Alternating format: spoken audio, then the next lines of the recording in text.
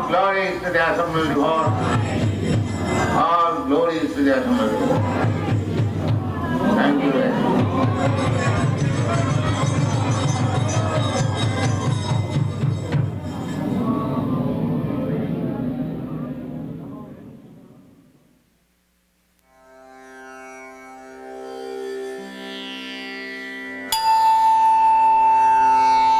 Panic among the Kauravas continued.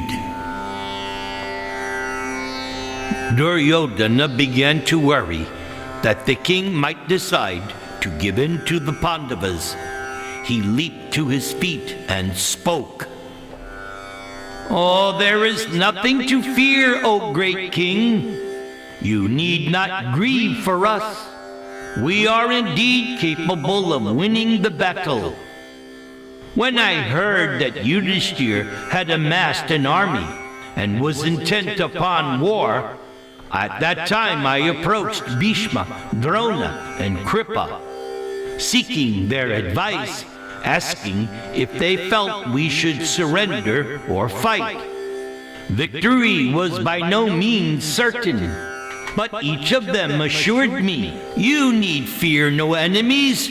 Let anyone come.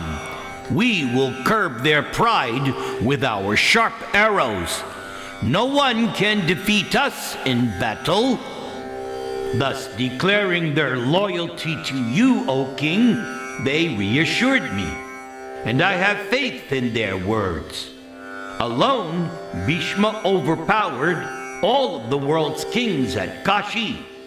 Again, that hero subdued the invincible warrior sage Parashuram.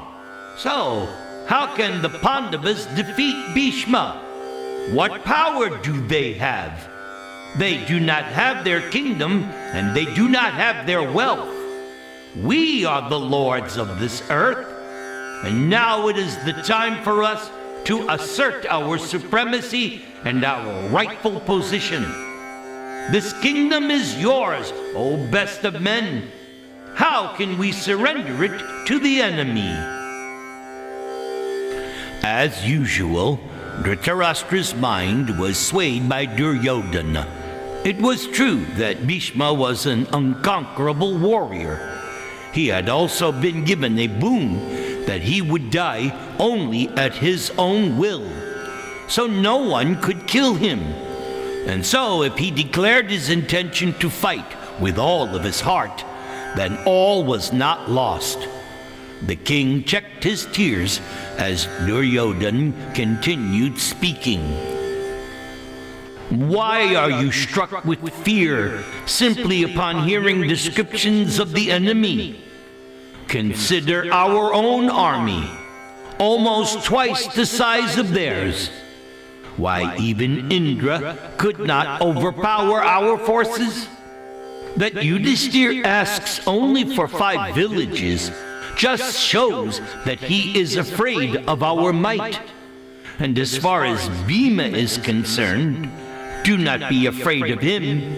No one in this world can equal me in mace fighting. I am a match even for my tutor, Balaram. With a single blow, I will dispatch Bhima to the abode of death. I can break the Himavat mountain to pieces. Oh, I long to face Bhima in battle." Duryodhana scowled in anger, thinking of Bhima. He had the palace artisans make an iron replica of Bhima, and each day the Kaurava would smash the iron statue with his huge mace. Soon now, he would have the opportunity to smash Bhima himself. And as for Arjuna, how can he possibly be victorious when he fights with Bhishma, Drona, Kripa, Ashvatthama, Shalya, Bhurishrava, Jayadratha simultaneously? Why, even Drona, single-handed, is more than a match for Arjuna. Born from the immortal Rishi Bharadwaj, No one can even look upon Drona Acharya when he is worked up in battle. And then there is Kripa, born from a powerful rishi. No man or god can slay him. And then there is Karna, who I consider to be the equal of Bhishma, Drona, and Kripa combined. Even Indra came to him out of fear, begging for his natural armor. That Lord of the gods has bestowed an infallible weapon upon Karna, which he will surely use to slay Arjuna. Duryodhana continued praising his forces and deriding the Pandavas. Naming all the kings on the Kauravas' side, he breathed confidence into his father. There was no possibility that the Pandavas could win the war, so Dhritarashtra could rest at ease. In conclusion, Duryodhana asked Sanjaya, "With only 7 Akshauhini divisions, what does Yudhishthir hope to achieve? Does he really think he can overpower us?" "Oh, Duryodhana, Yudhishthir and his brothers are all cheerful. I did not detect any fear in them. Arjuna mounted his heavenly chariot as I was leaving, and he said, 'Oh, I have seen divine omens foretelling our victory.' Looking at Arjuna, clad in mail and standing on his chariot, just as lightning sits within a cloud, I saw the truth in his words." Always you praise the Pandavas, whom we defeated at dice. Tell me about Arjuna's chariot. What sort of horses and banners are attached to it? Duryodhana had heard about Arjuna's divine chariot, given to him by Agni Deva. Its steeds were given by the Gandharva chief Chitraratha. He listened as Sanjaya described it. Arjuna's chariot is of celestial origin and cannot be impeded. It is drawn by white horses which move at the speed of the wind across both earth and sky. Chitraratha has granted him a boon that there will always be 100 horses, no matter how many are slain. Oh, and I can barely describe Arjuna's banner. It was created by Vishvakarma, and it throws up a celestial illusion. It appears to extend in all directions for 8 miles. It is impossible to ascertain what the banner is made of, but it resembles smoke mixed with fire, and it has all the colors of Indra's bow. And the terrible monkey Hanuman sits there, as do other celestial beings of terrifying form. Then Sanjaya described the other 4 chariots of the Pandavas. And when he had finished, Dhritarashtra said, "Oh, Sanjaya, which of the Pandava warriors will contend with which of mine?" Dhristadyumna, born from fire, has reserved Drona as his share. His brother Shikandi has marked out Bhishma, while the pious Yudhishthir has determined to slay his uncle Shalya. Duryodhana and his 100 brothers will belong to Bhima. Arjuna has named Karna, Ashvathama, and Jayadratha. Whoever in this world claims to be invincible, Arjuna will also slay. All of your grandsons, O king, will be met by Abhimanyu. The deceitful Shakuni belongs to Sahadev, while Nakula will engage with Shakuni's son, Ulaka, and the hordes of mountain fighters he leads. O leader of men, all the rulers and warriors in your army have been assigned to one or another of the Pandavas and their followers. Therefore, quickly do what needs to be done, for the battle will soon begin." Now once again Dhritarashtra became fearful. His mind swung between hope and despair. Now, one more time, Dhritarashtra spoke, this time trembling. "All my foolish sons who will face Bhima have already ceased to exist. The other kings and rulers will all be slain by the Gandiva bow, just as moths are killed when they enter fire.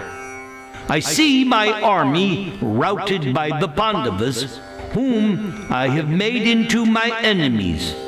Yudhishthir's forces are like a formidable ocean which my son desires to cross with only his 2 arms. Indra himself could not withstand such heroes who are cool and composed in battle and capable of breaking down even the Himalayas. Alas, my wicked son desires to fight them, ignoring my protests. No, both parties are mortals. Why then do you ascribe victory as belonging only to them, my dear father?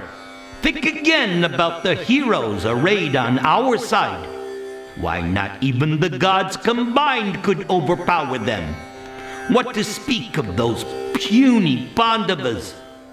Oh, father, I do not consider the Pandavas capable of even gazing at our forces. All the kings and rulers who wish me well will take hold of the Pandavas just as deer are held in a trap. They will be vanquished along with all of their followers." Dhritarashtra sat shaking his head. His intelligence told him that the Pandavas, aided by Krishna, could not be defeated. But his heart was held by the strong grip of attachment for his own sons. His choked voice echoed around the hall. "Oh, just see how my son raves like a maniac, Sanjaya. How will he ever defeat Yudhishthir in battle? And surely Bhishma Dev must know the truth about the Pandavas' strength, since he does not desire even to fight with them. Tell us once again of their prowess, Sanjaya.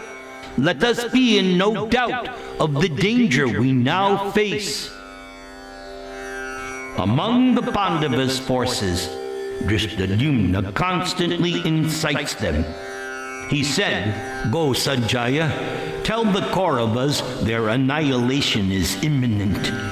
Tell them that they can only avert this calamity by sending one pure and honest man to Yudhishthir, informing him that he should now come back and return to his kingdom. They should not let Arjuna release the fire of his anger at the Kurus. Arjuna is well protected by the gods up in heaven and by the supreme god, Krishna himself. Arjuna cannot be slain. O Kurus, do not even think of fighting with Arjuna." Suddenly, Dhritarashtra cried out, covering his face, "Oh, Duryodhana, my son, turn your mind away from war. 1/2 of this wide kingdom is more than enough for you and your ministers. Return to the Pandavas that which is theirs. All the Kuru elders see this as the only virtuous path, and you should accept it, my child. Apart from you and the small-minded son of the Sutta, I do not think that there are any here who desire war. Led by Karna, Dushashan, and Shukuni, you are traveling the path to destruction. Come to your senses, dear son. Do not be misled." But Dhritarashtra's words carried no authority. His plaintive cries were not taken seriously by anyone in the assembly. He had clearly abdicated his power to Duryodhana and would ultimately go along with whatever the prince decided. When Dhritarashtra finished speaking, Duryodhana stood gazing defiantly around the assembly. He then made his decision clear. I do not depend upon any of the warriors assembled on our side. Karna and I alone can perform the sacrifice of war, with Yudhishthir as the sacrificial beast. My chariot will be the sacrificial platform, and my weapons the sacrificial paraphernalia. My shafts will substitute for kusha grass, while my white fame will be the ghee. We shall perform the sacrifice in honor of the god of death, and will come back crowned with a halo of glory. Let the war begin. Either I will rule this wide earth after killing the Pandavas, or they will enjoy the kingdom after killing me. Strategically, Duryodhana paused in order to add weight to his words. His voice, full of pride and arrogance, reverberated around the assembly hall. I can sacrifice my life, my wealth, my kingdom, everything, O king, but I can never live in peace with the Pandavas. I will not surrender to them even as much land as can be pierced by the point of a needle. The hall remained silent after Duryodhana had taken his place on his throne. Bhishma and Vidura glanced at one another. Duryodhana's words did not surprise them. What could they say in reply? Only Dhritarashtra could check his son, and Duryodhana was not doing that, despite his father's pitiful appeals. Still, Dhritarashtra had given no strong order to return the Pandavas' kingdom, nor was Dhritarashtra telling anyone else to restrain Duryodhana. It was clear destiny had ordained the war. It was Dhritarashtra who broke the silence. Oh, I grieve for all of you, O rulers, who are following this fool to the abode of death. I cast off Duryodhana forever. Soon the Pandavas will move among our forces like tigers through a herd of deer. My army will fall like a helpless woman struck down by a wicked man. Beholding the Pandavas approaching like moving mountains, then you will remember my words. O my sons, if you do not conclude peace now, you will meet with everlasting peace when you are struck down by the mace of Bhimasena. Duryodhana looked at Karna and Dushasana. The old father may be terrified by the thought of battle, but he could hardly wait. Alone, or assisted by his Danava-inspired troops, Duryodhana was ready. No other course was possible.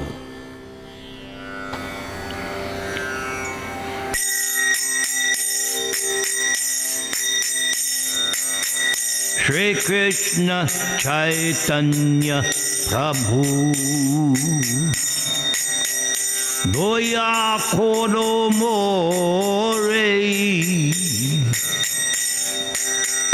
Shri Krishna Chaitanya Prabhu Doya Koro More Toma bina ke doyalu jagat samsare.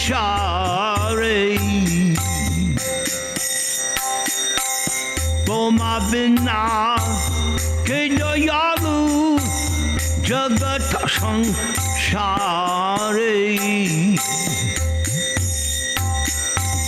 Patita avana etu Taba avatar Patita avana etu Taba avatar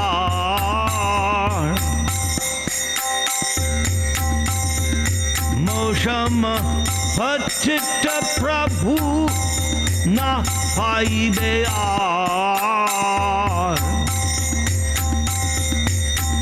Moshama Patita Prabhu Na Paibe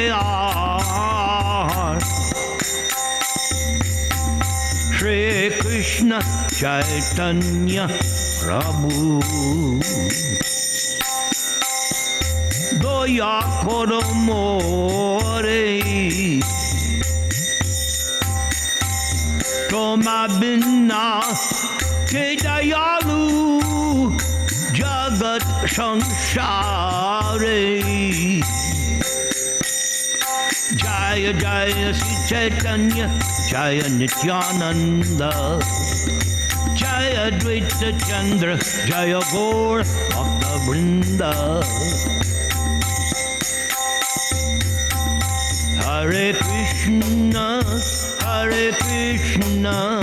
Krishna Krishna Hare Hare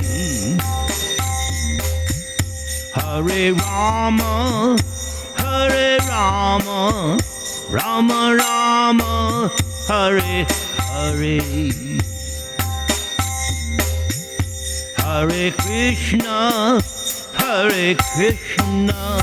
Krishna Krishna Hare Hare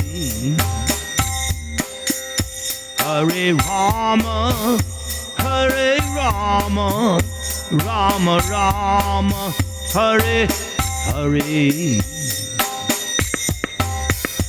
Hare Krishna Krishna Krishna Hare Hare Hare Rama Rama Rama Hare Hare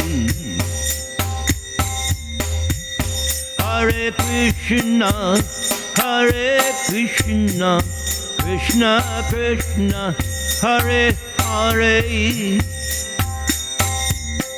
Hare Rama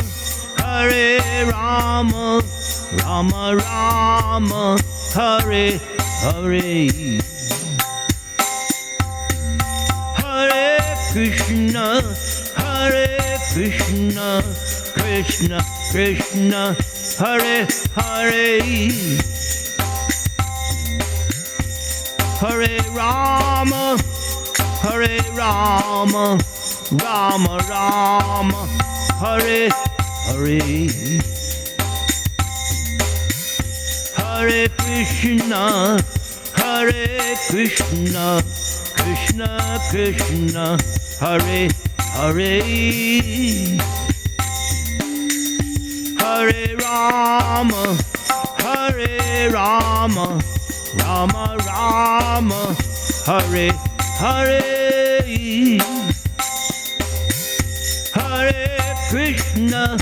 Hare Krishna Krishna Krishna Hare Hare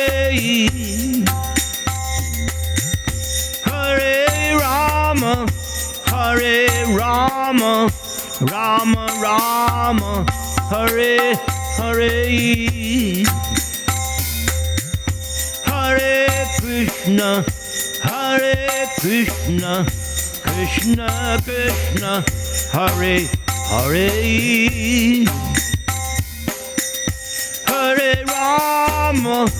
Hare Rama Rama Rama Hare Hare Hare Krishna Krishna Krishna Hare Hare Hare Rama, Hare Rama, Rama Rama, Hare Hare.